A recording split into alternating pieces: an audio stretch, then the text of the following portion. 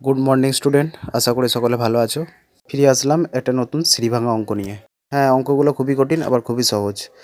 এই অঙ্কগুলো কীভাবে 5 সেকেন্ডের মধ্যে কমপ্লিট হয় ভিডিওটি শেষ পর্যন্ত দেখতে থাকো। ভিডিওটা দেখার পর তুমিও করতে পারবে। ডাব্লিউবি টেটে আসা প্রশ্ন, এটা একটা শ্রীভাঙা অঙ্ক। কত হচ্ছে দেখো, 1-7। 1-7টা কী করবো, প্রথমে 1, তারপর 7 বসিয়ে দাও। তারপর কটা যোগ আছে, 1, 2, 3টে, 3টে ফাঁকা জায়গা বসে দাও। 1, 2, 3টে, 3টে ফাঁকা জায়গা বসিয়ে দিলে এবার কী করে 7 আর 1 যোগ করলে কত হয়, 8। 8 আর 7 যোগ করলে কত হয়, 15। 15 আর 8 যোগ করলে কত হয়, 23। এবার দেখো, যেহেতু এই উপরে 1 আছে, এখানে কোনো যোগ চিহ্ন নেই, তাহলে এখানে তোমাকে কী করতে হবে, এই প্রথমের সংখ্যাটা কী করতে হবে, তোমার প্রথমে বসাতে হবে, সমান 15 আর নিচে 23। Answer complete.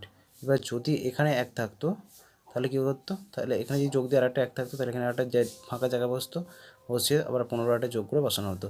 যেহেতু এখানে আর যোগ চিহ্ন নেই আর উপরে 1 আছে, তাহলে এটা প্রথমের সংখ্যাটা 15টা প্রথমে বসবে, নিচেতে 23টা বসবে। Answer complete.